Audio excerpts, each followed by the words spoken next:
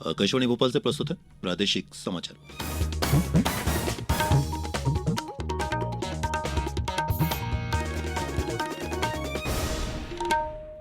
नमस्कार, समाचारों के साथ मैं प्रशांत सेंगर। सबसे पहले इस बुलेटिन के मुख्य समाचार। इजराइल से 212 भारतीय नागरिकों को लेकर पहली उड़ान नई दिल्ली पहुंची। विधानसभा चुनाव को लेकर प्रदेश में प्रशिक्षण और मतदाता जागरूकता के कार्यक्रम जारी। विधानसभा निर्वाचन के दौरान पेड न्यूज संबंधी मामलों पर राज्य और जिला स्तरीय समितियां कर रही हैं निगरानी। और विश्व कप क्रिकेट में दक्षिण अफ्रीका ने ऑस्ट्रेलिया को 134 रनों से हराया। आज न्यूजीलैंड और बांग्लादेश के बीच होगा मुकाबला। और अब समाचार विस्तार से। इजराइल से भारतीय नागरिकों को बाहर निकालने के लिए ऑपरेशन अजय चलाया जा रहा है। इसके तहत 212 भारतीय नागरिकों को लेकर पहली उड़ान आज सुबह नई दिल्ली हवाई अड्डे पर पहुंची। केंद्रीय मंत्री राजीव चंद्रशेखर ने एयरपोर्ट पर नागरिकों का स्वागत किया। केंद्रीय मंत्री राजीव चंद्रशेखर ने कहा कि सरकार किसी भी भारतीय को कभी पीछे नहीं छोड़ेगी। प्रधानमंत्री उनकी सुरक्षा के लिए और उन्हें सुरक्षित घर वापस लाने के लिए प्रतिबद्ध हैं। बताया जा रहा है कि इजराइल में करीब 18,000 भारतीय हैं। विदेश मंत्रालय ने कहा है कि जो भारतीय वापस लौटना चाहते हैं उनके लिए विशेष विमान की सुविधा दी जा रही है। प्रदेश भर में विधानसभा चुनावों को लेकर विभिन्न गतिविधियां जारी हैं। अशोकनगर जिले में विधानसभा निर्वाचन को लेकर आने वाली शिकायतों के निराकरण के लिए कलेक्टर और जिला निर्वाचन अधिकारी द्वारा जिला शिकायत कमेटी का गठन किया गया है। इसमें 3 अधिकारी नियुक्त किए गए हैं और 1 नोडल अधिकारी भी तैनात किया गया है। निर्वाचन के दौरान विभिन्न माध्यमों से प्राप्त शिकायतों को रिटर्निंग ऑफिसर कार्यालय प्रमुख को भिजवाकर समय सीमा में निराकरण कराने तथा निराकरण उपरांत पालन प्रतिवेदन वरिष्ठ कार्यालय को उपलब्ध कराने के लिए प्रभारी डिप्टी कलेक्टर संजय कुमार नागवंशी को नोडल अधिकारी शिकायत नियुक्त किया गया है। इसी तरह खंडवा जिले के सभी विधानसभा क्षेत्रों में सेक्टर अधिकारियों की नियुक्ति की गई है। ये सेक्टर अधिकारी अपने क्षेत्र के मतदान केंद्रों में स्वतंत्र और निष्पक्ष मतदान सुनिश्चित कराएंगे। गुरुवार को गौरीकुंज सभागृह में आयोजित जिले के सभी सेक्टर अधिकारियों और पुलिस सेक्टर अधिकारियों के प्रशिक्षण में अपर कलेक्टर तथा उप निर्वाचन अधिकारी KR बडोरे ने उन्हें निर्देश दिए कि वे अपने सेक्टर का भ्रमण कर मतदान केंद्रों में स्वतंत्र और निष्पक्ष मतदान सुनिश्चित कराएं। उन्होंने कहा कि सभी सेक्टर अधिकारी अपने क्षेत्रों में लगातार दौरा करें तथा कहीं से किसी भी घटना की सूचना मिलने पर तुरंत पहुंचें और समस्या का समाधान कराएं। बैतूल में भी राजनीतिक दल के प्रतिनिधियों का प्रशिक्षण सत्र आयोजित किया गया। जिला सूचना अधिकारी रचना श्रीवास्तव ने प्रतिनिधियों को नॉमिनेशन की ऑनलाइन और ऑफलाइन प्रक्रिया की स्टेप टू स्टेप जानकारी दी। आगामी विधानसभा निर्वाचन 2023 के मद्देनजर मतदाता जागरूकता अभियान के तहत प्रदेश में विभिन्न कार्यक्रम आयोजित किए जा रहे हैं। विधानसभा चुनाव में 100% मतदान को लेकर इंदौर के ब्रिलियंट कन्वेंशन सेंटर में कल स्वीप गतिविधियों के अंतर्गत दिव्यांग जनों ने मतदाता जागरूकता का संदेश दिया। कार्यक्रम में बताया गया कि 17 नवंबर को इंदौर जिले में वोटिंग का त्योहार मनाया जाएगा। इस अवसर पर भारत निर्वाचन आयोग के उप निर्वाचन आयुक्त अजय भादु, मध्यप्रदेश के मुख्य निर्वाचन पदाधिकारी अनुपम राजन उपस्थित थे।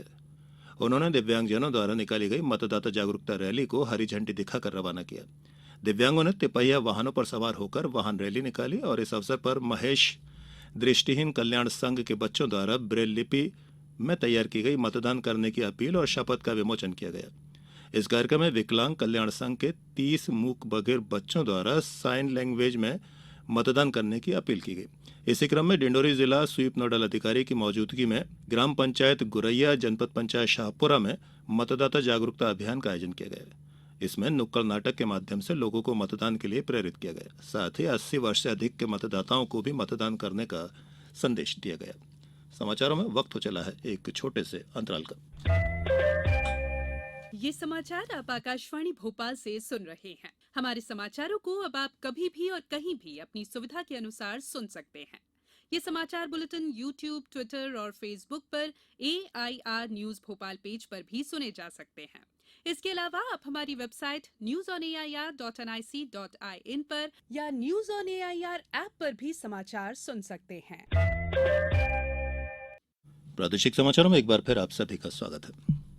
विधानसभा निर्वाचन के दौरान पेड न्यूज संबंधी मामलों के साथ साथ राष्ट्रीय और राज्य स्तरीय प्रिंट मीडिया में प्रकाशित तथा इलेक्ट्रॉनिक मीडिया चैनल में प्रसारित खबरों की 24 घंटे सतत मॉनिटरिंग और रिकॉर्डिंग की जा रही है। राज्य स्तरीय मीडिया मॉनिटरिंग प्रकोष्ठ द्वारा राज्य नोडल अधिकारी आयुक्त जनसंपर्क मनीष सिंह के मार्गदर्शन में ये काम किया जा रहा है। न्यूज मॉनिटरिंग और पेड न्यूज के मामलों सहित अन्य सभी कार्यों के लिए अपर संचालक डॉ HL चौधरी को मुख्य नोडल अधिकारी बनाया गया है। मुख्य निर्वाचन पदाधिकारी कार्यालय निर्वाचन सदन अरेरा हिल्स भोपाल में राज्य स्तरीय मीडिया मॉनिटरिंग प्रकोष्ठ भी कार्य कर रहा है। इस प्रकोष्ठ में जनसंपर्क विभाग के अधिकारियों और कर्मचारियों की टीम 3 पारियों में प्रिंट और इलेक्ट्रॉनिक मीडिया की खबरों की सतत निगरानी कर रही है। ये काम प्रतिदिन 3 पारियों में निरंतर किया जा रहा है। इसी तरह समाचार पत्र पत्रिकाओं में प्रकाशित खबरों और मीडिया रिपोर्ट्स की कतरनों के संधारण कार्य के लिए भी अधिकारी कर्मचारी तैनात किए गए हैं।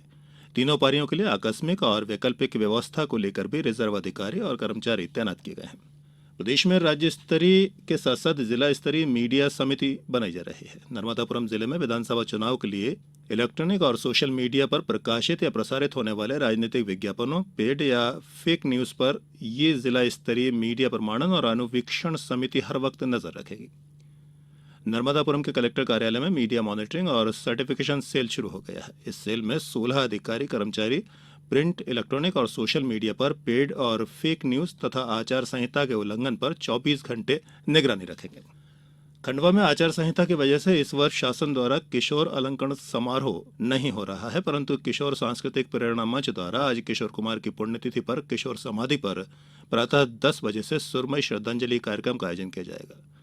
आज ही शाम 7 बजे से किशोर नाइट का आयोजन भी होगा। किशोर कुमार की पुण्यतिथि पर देश के कोने कोने से किशोर प्रेमी खंडवा आते हैं और अपने चहेते किशोर कुमार की समाधि पर पुष्प अर्पित कर सुरमई श्रद्धांजलि देते हैं। आज सुबह दूध जलेबी का भोग भी लगाया जाता है।